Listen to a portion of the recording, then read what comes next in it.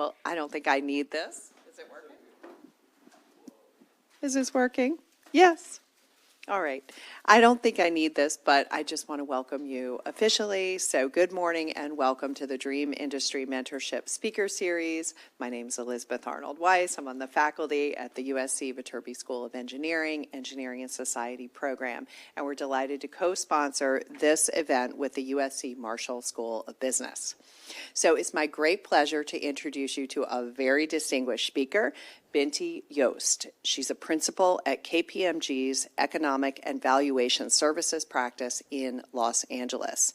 Binti has built a 30-plus year career as a financial services expert at a top multinational business consultancy and one of the Big Four accounting firms. Since joining KPMG in 2000, Binti has served some of KPMG's key Fortune 500 clients, including clients in the software, pharmaceutical, automotive, media and entertainment, and consumer products industries, both in the United States and the UK. Before joining the Transfer Pricing Group in Los Angeles in 2004, Binti was an assistant manager at KPMG's Transfer Pricing Group in London. And prior to that, she spent 3 years in KPMG's London Corporate Tax Group, where she assisted in planning strategies and compliance for a variety of clients. Binti holds a Chartered Tax Advisor qualification and has a Bachelor of Science degree in Economics from University College London. So please join me in giving Binti Yost a very warm welcome. Thank you. Thank you. It's really nice to be here with you all. I was just telling Elizabeth how peaceful it is here and how I can already tell that you're ready to learn and engage and ask questions. So I'm not sure of the format, but I figured I'd start by telling my version of what Elizabeth just read out to you, and then we can do some questions if that works for you guys. So my name is Binti. I'm a partner at KPMG in the LA office here. I was born and raised in England, London, England. Went to university there at University College London, UCL. Not to be confused with UCLA. Graduated UCL with economics degree, and then went straight into the field at KPMG. So entered their graduate program and started what they call a graduate training program, where they basically give you all the technical and academic skills that you need to be in consulting. I was there for about 4 years, and then having been born and raised in London, been to university in London, I was dying to do something different. And so I remember having conversations with my mentors at the time, my family, just thinking about what could I do that's, I just had this itch that I had to scratch. And I ended up having 2 opportunities presented to me. One was for a 12-month stint in Cape Town, South Africa. They were just setting up their transfer pricing team and wanted me to be part of that. And I can tell you what transfer pricing is in a minute, to put that aside for a second. And the second was an 18-month stint in Los Angeles. And both were very tempting. So I'd been to Cape Town, traveled there, and I had some friends living there and kind of liked that lifestyle. But my mother said to me, "You're not going to South Africa." So I came to LA. And that was meant to be a temporary scenario initially. I was supposed to be here for 18 months and then go back. But I was 23 years old, living in LA, making money. The sun was shining every day. I was living my best life, living on the West Side, living my best life. So I told my bosses in the UK, I'm not coming back, I want to stay.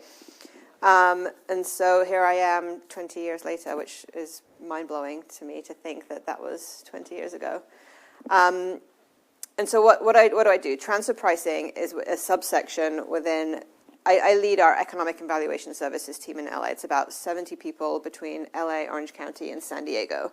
And there are 3 main functions, and this is really just to give you a bit of background and context as to what my team's doing on a day-to-day basis. There are 3 kind of big buckets within my group. The first bucket is business valuation, which for those of you in business school probably know what that is. It's taking an enterprise and valuing its assets, its intangibles, etc., for acquisition or divestiture purposes, or for financial statement purposes. So business valuation. The second group is real estate and tangible property valuation. So machinery, equipment, real estate valuation. So, pretty straightforward. And then the third segment, which is the piece that I do in my day job, is transfer pricing, which is a very unknown term to anyone who's not come across that in the day-to-day. It's basically helping companies to manage their international tax portfolio. So what that means is most of my clients are large multinationals. So we'll take an example, Coca-Cola, right, in Atlanta. It's not my client. I don't know the facts specifically, but just as an example for something that's familiar to you. They have a product and a brand name that's very valuable. Let's simplify it and say that it's one product with one brand name, okay? They have manufacturing operations. They have a recipe that's been developed in Atlanta. They have manufacturing operations in Mexico and Canada, but they sell in the US. So Coca-Cola Company has to figure out a way of getting product from Mexico and Canada. And again, forget about all the tariff stuff. It's complicating everything right now, I know, but put that aside. Coca-Cola US has to figure out how to get product from their manufacturing facilities offshore into the US so they can sell Coca-Cola in the US. Now, the price at which they purchase that product from Canada or Mexico, as an example, directly impacts their profitability in the US. So they could say, hey, Coca-Cola Mexico, sell me your cans for $20 for a case. That might be super inflated. That suddenly reduces their taxable income and taxable base. So it's basically economic principles to come up with arm's length pricing and valuation exercises. The other really cool part of transfer pricing, this is probably what's more exciting for the younger folks, is IP migration. So back in the day, we were helping companies move their intellectual property offshore into countries like Ireland that were offering very attractive tax rates. So Starbucks, Google, Meta, all of the big tech companies essentially have operations in Ireland, manage to pay less tax overall because they have substance and good things going on in Ireland. That's what my team helps them set up. So that's a little bit about what I do. I have 3 kids and a husband, so busy personal life as well. And I actually met Elizabeth from a board that we both served on of a school down here close to SC. So, I also do a lot of women's initiatives at KPMG and lead their network of women. We host some great events. So I've really done a lot of things in my 20 years at KPMG, and I think that's really why I'm still there, because I found my passion projects within the same firm, and I've been able to move internationally within the same firm. So I feel like I've done a lot of different jobs, but under the same umbrella, which is why, if you're looking at me thinking I'm crazy for staying somewhere for 20 years, that's how I managed to do it. So do we want questions? Jump in. Ask questions if they're popping into your head. Yeah, go ahead. All right, I'll go. Yeah. So you mentioned that you were offered initially, an 18-month stint in LA or a stint in South Africa. Mm-hmm. Would you say that being offered those kinds of things, rather long 18-month things as opposed to maybe a 4-month or 2-month or maybe 4-week thing, would you say that the 18-month thing is more typical, or that shorter stints are more typical for KPM? I think it can be whatever you want it to be. So the shorter stints, you have to think about, this is a business that they're running, right? So if it's a shorter stint, there has to be some real value for them to send you and for the receiving country to be receiving you if it is just short weeks. So I guess taking a step back, I have clients that are global. So I travel a lot. I used to travel more before my kids, but travel internationally, and I would go to meetings. That would be a week here, a week there. Ireland, Germany, England, Singapore, wherever it was, right? So that was with a client typically. What I did when I came here was essentially cut ties with the UK firm and move and transplant myself here and immersed myself here and took on US company clients and integrated with the US team. So I think it depends on what you want to accomplish. We have two formal programs, one long-term and one short-term. The short-term is about 4 months. And I would say, I think, although it's great to do something like that for 4 months, you're not really allowing yourself the freedom to really experience living in that country if it's only 4 months, because by the time you've settled and you found your rental and your coffee place and that stuff, you're kind of thinking about packing and going, So it's more of a temporary feeling.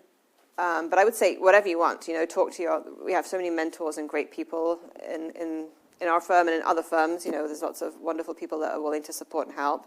Talk early on about your goals and what you want to do, and I'm sure there's, plenty of options available. You mentioned about a few women's leadership initiatives. How would you say your experience as a woman in a male-dominated space has been, and what did those leadership initiatives look like? So I would say my experience as so we have roughly, KPMG is a very interesting place. So we have at the entry level, so coming out of college, it's almost 50-50 women and male. In fact, it might even be 60-40 female-male, which is a really interesting phenomenon. But then by the time, I know, right? But by the time you get to partner, there's only 20%, less than 20% female partners. And so along the way, somewhere we lose a lot of our women. And so at first it was great. I was surrounded by, fellow women, and we supported each other. And then as I kind of progressed up the ranks, life happens and decisions are made. And suddenly I found myself being one of the few women. And it's challenging because I don't want to, disengage all of our male participants here. We all have our unique, nuances and things that we bring to the table. But it was challenging as a woman because I knew I wanted to get married. I knew I wanted to have kids. And I didn't see anybody that had done that at my firm. And so a lot of the men that I was working with had wives that didn't work or that would pack their suitcases for them for business travel, just very say strange things and really clearly not understand that I was that, a woman in the workplace. And so it was challenging in that I was not comfortable. That's not to say that people were making me uncomfortable necessarily, but I was uncomfortable. And so I really leaned into finding other women at KPMG and building that community and building that support system. And the beauty about joining such a big firm is there are people, they might not be in LA in my group and my team, but there is someone over here that's done exactly the same thing that I've done, or someone over there in Virginia that, that I had a connection with when I met at training. So you find your team and you find your support system, and they exist in these big organizations, and you kind of use that support system to kind of get you through this minutia of the day-to-day challenges that you face. That said, I have had some incredible male mentors that have been so supportive, and so, you think about what it means to be a mentor and to have someone be your cheerleader. I knew that when I wasn't in the room that he was singing my praises. He was telling his bosses and his bosses' bosses about me, and that he was looking for opportunities for me. And that really was a game changer for me in terms of my career, because he was a fairly senior leader. And to have someone like that be interested and engaged in my career and making sure that I was happy and getting the things that I needed really is what made me stay, quite frankly, because I knew that intangible was something that was so priceless to me. So that's the other thing, there are mentors and allies in all shapes, colors, and sizes. They're there. You just have to try and look for them and find them.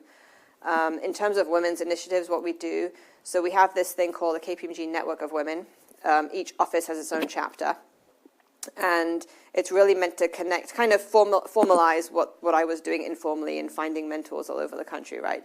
It's meant to be a more formal way to connect women across different teams. Because if you think about KPMG, like I have my team, 60, 70 people. I know them all really well. And I know pretty much all of the partners in the LA office because I've been there so long. But I might not know an associate that's in this team or an intern in that team. But this network of women seeks to basically pull out all of those people who are interested in connecting and creating a community for women, supported by women. And we put on lunch and learns around financial planning or health and wellness. We have keynote speakers talking about resilience. We talk about maternity leave and paternity leave policies and how to navigate that. I mean, we have a one-on-one mentoring series where we connect interns and more junior members of our team with more senior leaders that they might not ordinarily meet. There's just like, we do volunteering events together. We've been to ACES and done some gardening, team building events. It's just really a whole, whatever you want to do pretty much. If I have someone that proposed something to me, I'm like, yep, you want to do that? Let's do it. I rarely say no to these types of things because I think the beauty in it, that it is organic and that it is, authentic to what people are looking for in these events. So that's kind of my passion project, as I think about what drives me and what continues to motivate me to be here. I get a lot of joy out of the women's stuff that I do. How did you convince your family to live so far away for such a long time? Well, to let me live so far away. Well, because I told them it was only 18 months. It was funny. So I had the discussion, and I think my parents are immigrants, and they, my entire family is in London. My grandma, my grandpa at the time, my cousins, millions of cousins and aunties. I had like a really big support system in London, which was amazing and beautiful and incredible. But I wanted experience something different. And so, at the time, I was raised in a fairly traditional family, immigrant family, and they were like, well, I don't know, is it safe? You don't know anyone, what are you going to do? But I really put it to them as this is something I want to do. I really want to do it. It's 18 months. I'll be back. KPMG is letting me doing this. This is giving me this opportunity, a gift, How can I say no? So it was definitely like my mom, pretty much everyone was, yeah, you should go. My mom was the one who was like, oh, I don't know. But at the end of the day, I was an adult, and she understood that my need and my desire to do something different. She knew, I don't know if she understood it, but she knew that I wanted to do it. And at the end of the day, I was working, and she was like, yeah, let's go for it. Let's plan trips to come see you, and we'll see you in 18 months. So it was tricky, because I know that there's a cultural element there too, which I had to navigate. And even to this day, my entire family is still all in London, And so it's like I was definitely the black sheep that left. But it was just my journey, and I had to be true to what I wanted and make it happen. In your experience working, I guess, in multiple countries and also having international clients, how much would you say local culture of those clients or like those businesses impacts their business decisions? Or is it almost as if like business management is like a universal language that applies to everyone? It's definitely not a universal language. And you definitely gather very quickly like the cultural nuances. It's cultural like within the macro level, like from a country perspective. There's also like microcultures within organizations. And then teams, so it really does, you really have to kind of learn quickly what environment you're working in and pivot and adjust your way of speaking and talking and engaging. I remember there were like some meetings I had in Asia very early on in my career, and I'd never been to Asia before, and being prepped on how to engage with the male businessmen in particular when I was doing these business meetings.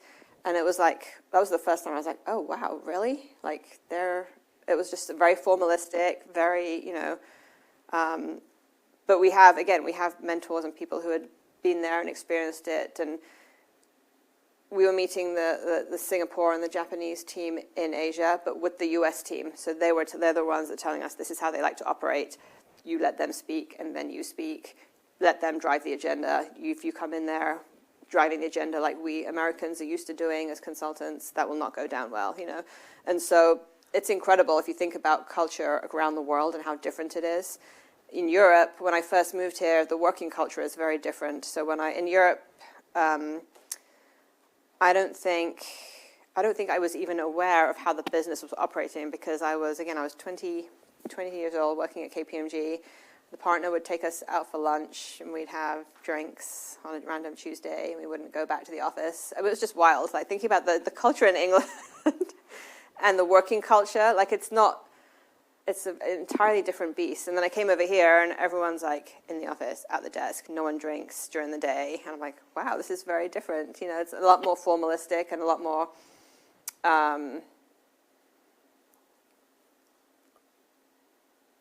capitalistic in a way, like it's like numbers and all of those things are what's important here in the working environment, whereas there it was more about relationships and yeah, you'll get it done, and it was just a lot more loosey-goosey. That might have changed now, I'm not sure. But that's the nice thing about seeing all of these countries and having clients from all over. You do get to kind of learn so much about globalism and what that means in the work environment and what that means in an individual team environment. Did I answer your question? I can't remember what your question was. Okay. I think you tried to describe the culture here in the U.S. as like sort of capitalistic or like numbers focused. Keeping that culture in mind, you also mentioned before the different things you'll do, the events for women that you'll do outside of work. To what extent do you think that like productivity increases as you and your team gather in social gatherings more?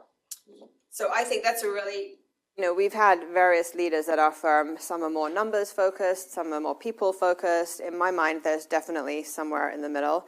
But if you think about our biggest asset as a firm like KPMG, our biggest asset, when I think about my job and leading my team, my biggest asset is the people, my team. And if my people and my team are happy and they're engaged and I know them and they feel seen and they understand how they contribute to the bigger picture, that is going to drive the numbers.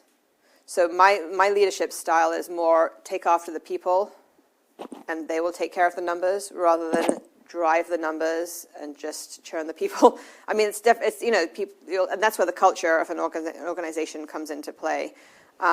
There's definitely a balance, though. So, yes, we're a happy, great, thriving team, but there is a level of business that needs to get done, right? And so we are pretty good at managing that side of it as well.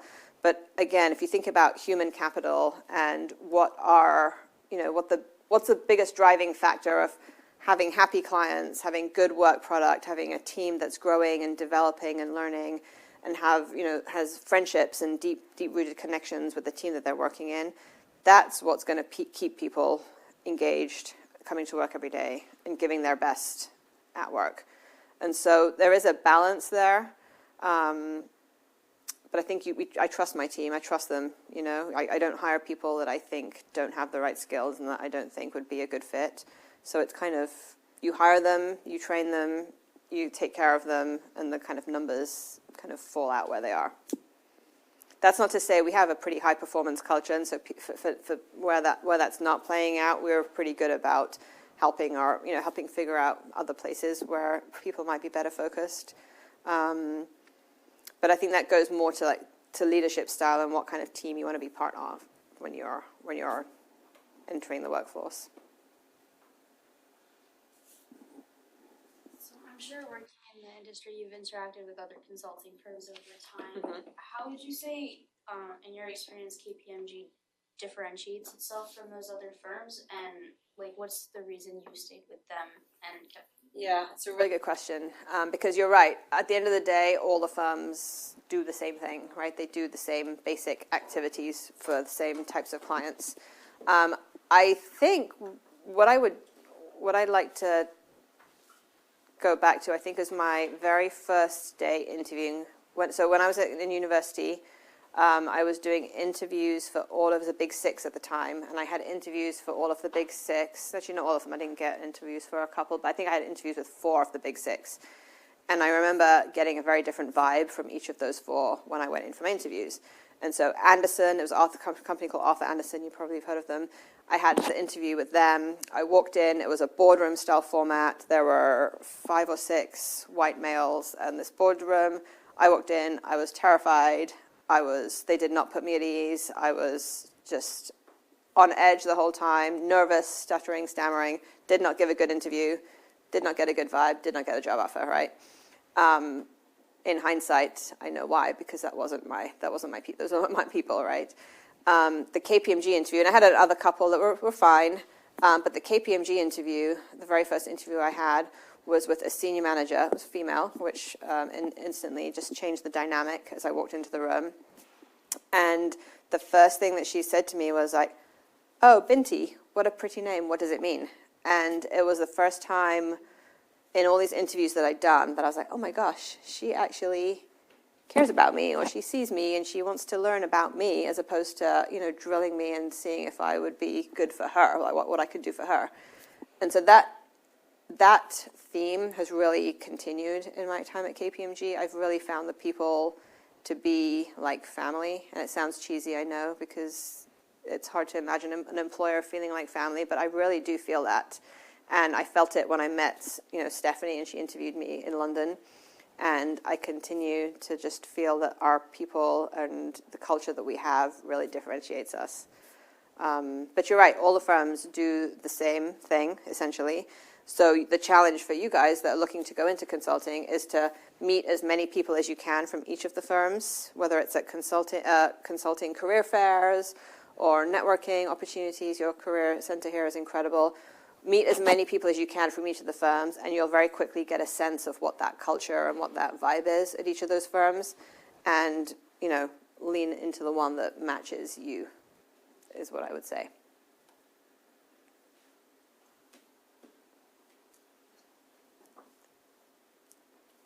This is very much more of a U-turn from what we've been talking about previously, but tariffs. You mentioned tariffs right at the start. Mm-hmm. I know that you have a pretty decent economic background, so I think that that'll help you with answering like some of the more tariff-related questions. But like, without violating any sort of NDA that you might have at your without violating an NDA, to what extent can you describe how the tariffs are directly impacting your job or your clients? So I think tariffs is probably the number one thing that my clients want to talk to us about right now, unsurprisingly, especially for global companies, right? We are having weekly calls, daily calls with clients and prospects on tariffs. And it's the first time where the boards of all these companies are hearing about tariffs. Like, tariffs have never been on the radar, really. But now this is really like the most important issue they're facing right now in how to navigate and how to manage this. Not only the tariffs, but the uncertainty around the tariffs, right? Because nothing is done yet. It's more just posturing and discussion, and something will happen, but we're just not sure what it is. So we're having a lot of conversations with clients around how to model what their supply chain looks like, there are certain planning ideas, again, without giving anything away, but there are certain planning ideas that you can do that essentially reroutes your supply chain out of China to elsewhere. There's all sorts of creative things you can do to work around them within the constraints of the law. But right now, it's really just creating a lot of anxiety and making companies pause on making any big decisions, because they just don't know how this is going to impact them, and when, and how big of an impact it's going to be. So it's really is a time in business, I think, for a lot of uncertainty and a lot of just instability in some ways, because it has such a big impact on the company's P&L, something like your import price, and you really can't manage your business unless you know what that profitability is going to be. So we're in a holding pattern, but we're having a lot of discussions. We've got a lot of cool models that we've developed that can model out different scenarios. We've got some really cool ideas about how to mitigate tariffs and customs and other duties. This is the thing about the job on the technical side, is that the world is, between globalization, like the world's constantly changing its rules around tax law and whatever it might be. So you're constantly learning new principles. Nothing is static. So that I also feel has been very easy for me to stay engaged, because I'm still learning even after doing the same thing for 20 years. When I think of consulting, especially as a college student, I kind of have a rough idea of like wrapping my head around how you can be effective, like coming right out of college and not having as much like industry experience.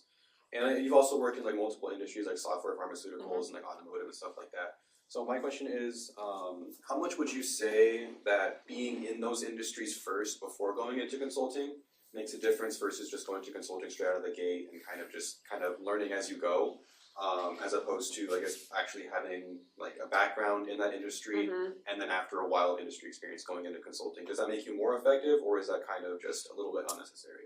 I think it's It depends on what you want to do. If you want to go into industry, like you have to listen to like what your gut's telling you. If you want to go into industry and experience being in a tech company and what that's like, that's what should guide you. From a consulting standpoint, I joined KPMG as a 20-year-old, and so that's all I've ever known. Everything I've learned, I learned on the job.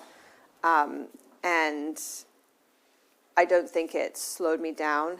I have a different skill set than someone who might be coming in with a consulting background, with an industry background. But it really depends on what you want to be what you want to be doing when you graduate, right? Do you want to be more on the in-house industry space, experiencing one company and getting deep on one company, or do you want to have the breadth of clients and industries on the consulting side? Because really, yes, there are some nuances within the industries, but the skills that you require are not necessarily unique to a particular industry, and a lot of the training that we get, you learn on the job. So I would just say don't go into industry because you think it's going to put you in a better position to get a consulting job. Do what you want to do. If you want to go into industry, go into industry. If you want to go straight into consulting, go straight into consulting. The one thing in my firm, some people go into industry and go into the IRS and then come in as more senior type folks, consulting type folks. But I don't think that's what you're talking about.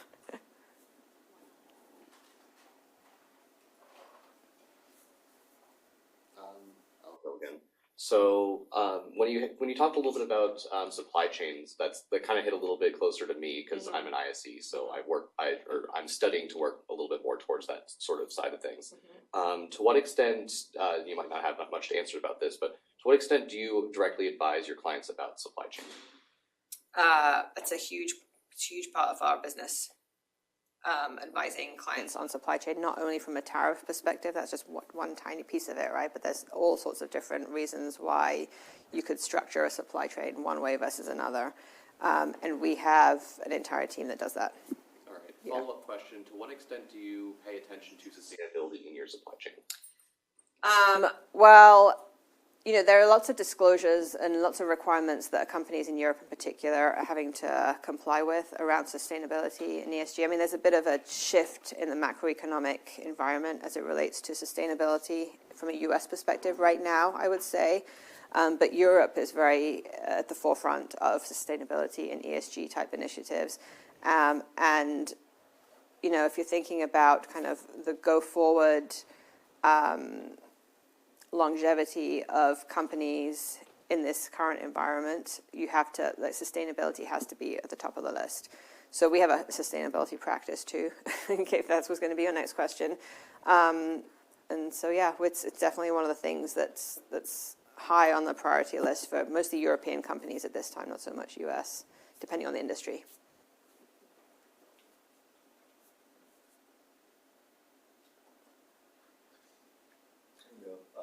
What specific traits do you think every consultant should have, and does that differ from consultants that work specifically on your team? So the traits, I mean, really, I do a lot of interviews on campus for students too that joining our team in LA, and I can tell usually pretty quickly if someone's going to do well in a consulting environment. So some of the traits that I've seen that kind of indicate that they would do well is asking a lot of questions, like doing your research about what you're applying for and asking a lot of questions at the interview, right? So that's just kind of basic due diligence. What is the role? Who are the key clients? What do the team structure look like? Just doing a lot of research and understanding as much as you can about the role. So that I put into kind of being prepared, doing your due diligence and asking questions, showing an interest. You guys are already proven that you're intelligent, smart, and can do all of those things from a technical standpoint. So that's usually not something that we're testing for. But are you able to engage in a conversation with me about, it might just be something random, are we able to have a discussion where I feel like you're at ease expressing your ideas? Have you been in difficult situations, whether it's in a retail job with a client, working in a restaurant, waiting tables, whatever it might be? How do you handle people issues, and how do you interact with people? Are you more of a team player? Are you more of a kind of go it alone? So there are some traits, bless you, that will definitely set you up to be more successful in a consulting environment. Some of it, honestly, is just a willingness to just put your head down and learn for the first few years, because the learning curve is really steep. And, we have a lot of training programs in place, a lot of on-the-job training, as I mentioned, but an ability to just know what you don't know and really fully absorb yourself and really lean into all of the different avenues we have, whether it's our tax GPT system that we've created, whether it's, talking to your colleagues and your coworkers and mentors and asking all the questions, or whether it's doing independent research. There's so many different ways in which you can learn and absorb the information. Just a willingness to do all of that, I would say, is kind of... So communication, like how you interact with other people, willingness to put in the hours and the hard work, and intellectual curiosity and asking good questions would be kind of the traits I would say.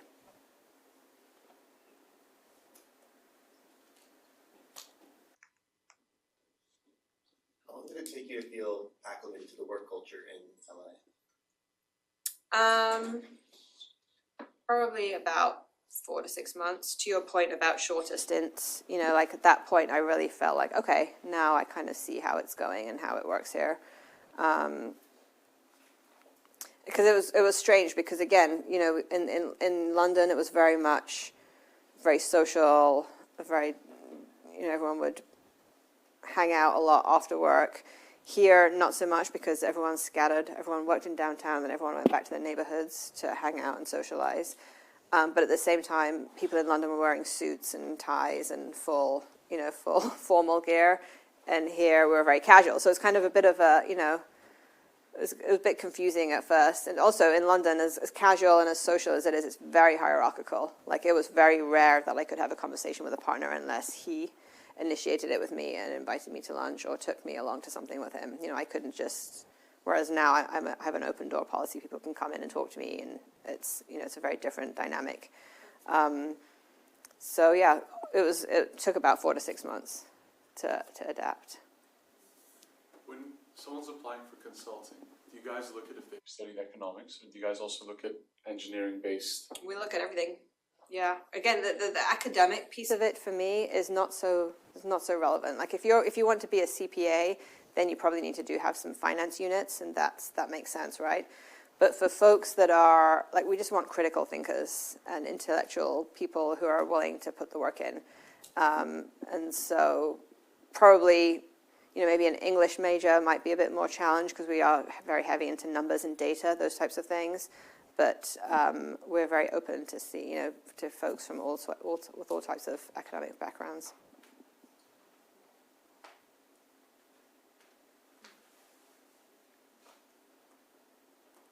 I'm bored. Shoot the moon and get a random question out there. Yeah, get it out there. All right, very random question. How do you transit to work every day? How do I what? Just quick question. How do you transit to work every day? I drive. Drive. All right. What would induce you to want to do like any other form of transit?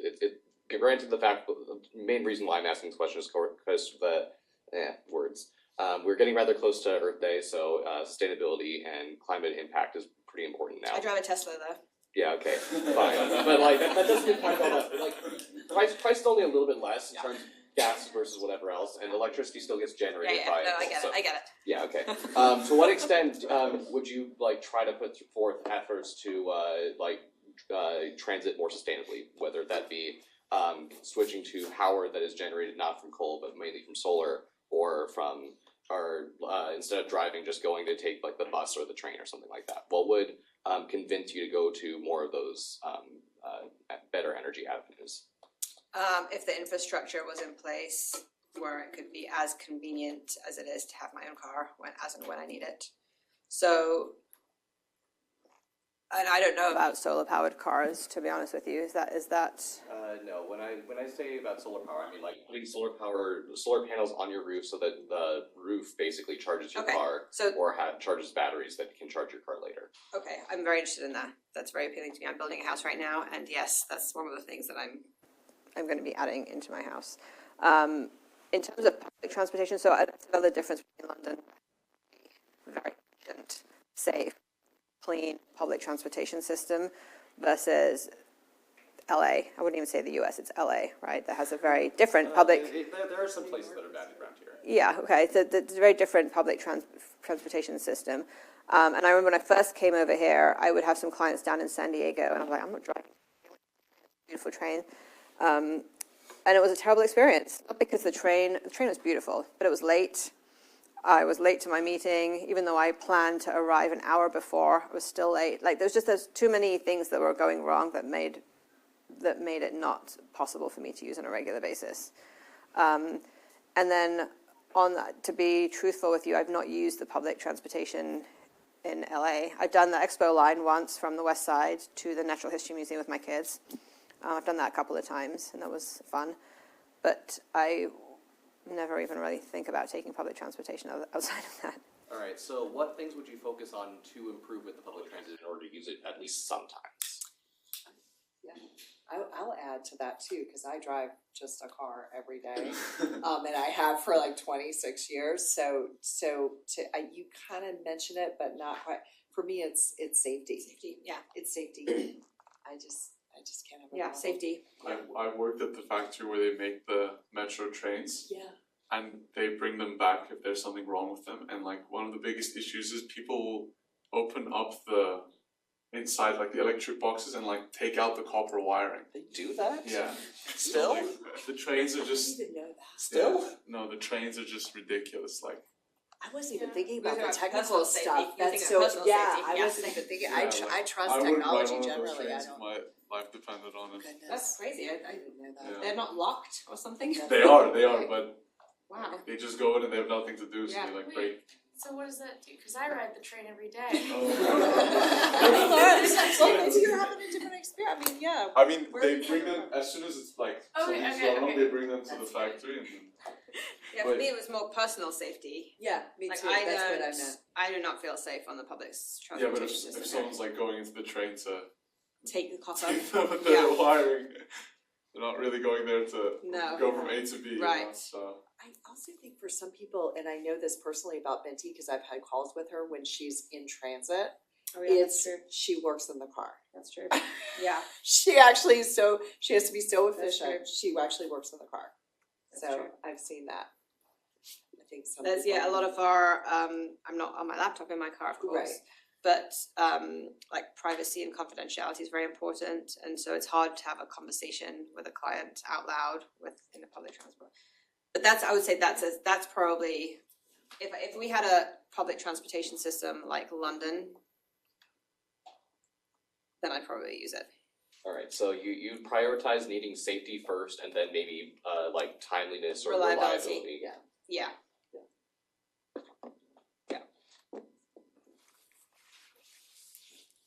Did you ever really deal with homesickness, or were you just kind of like throw myself into work, keep myself occupied?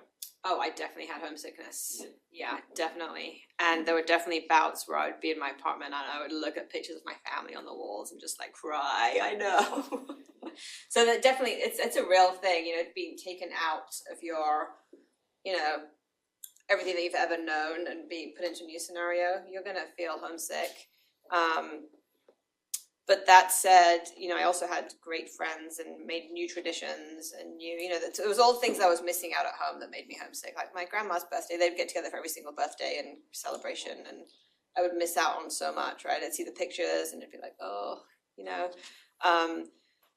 but it did make me want to lean in more here to social activities and doing things that I don't do and I don't get to experience there.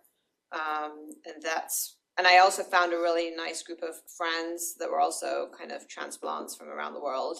And we kind of did Thanksgiving together, and we did, we made our own traditions. And so that's kind of how I got through it. Off the top of your head, how do you deal with motivational challenges? Motivational challenges. So I think that's a very real, you'll probably face that in all aspects of your life, right? Not just in work. But I personally make sure I do time blocking. And I make sure that I include self-care in the time blocking. So I actually put in my calendar, like when I'm going to be working out. And I commit to that.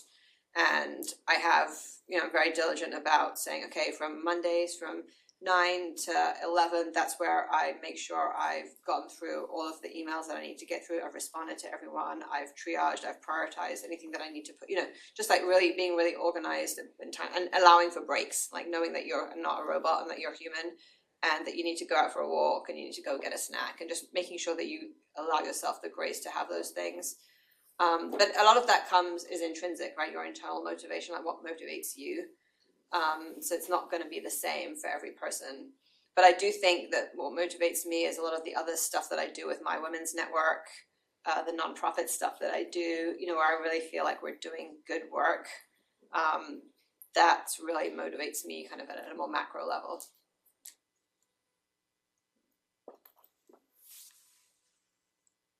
You also genuinely want to create value. Yeah. When you're working for companies. I mean, I've definitely seen that in your career, and I think you all genuinely want to create value too. You're doing different things, but I think that's kind of what we all want in this room, at least. I can speak for us. Yeah, for sure. Yeah. But you have to find what motivates you, right? It's a very personal thing, and set yourself up to be able to set yourself up so you can do that, Just know what drives you. Make sure that you're including the things that take care of you as well. It doesn't become just a job or it's just a chore that you have to do.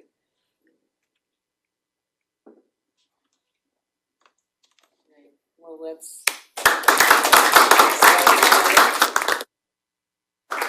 Thank you for having me. Thank you so much. What a diverse set of questions. I love it. Wonderful. Incredible. Yes, wonderful. really incredible. Thank you all for engaging and listening and having me. Thank you so much. Yeah, of course. For coming. Yeah, thank you so much.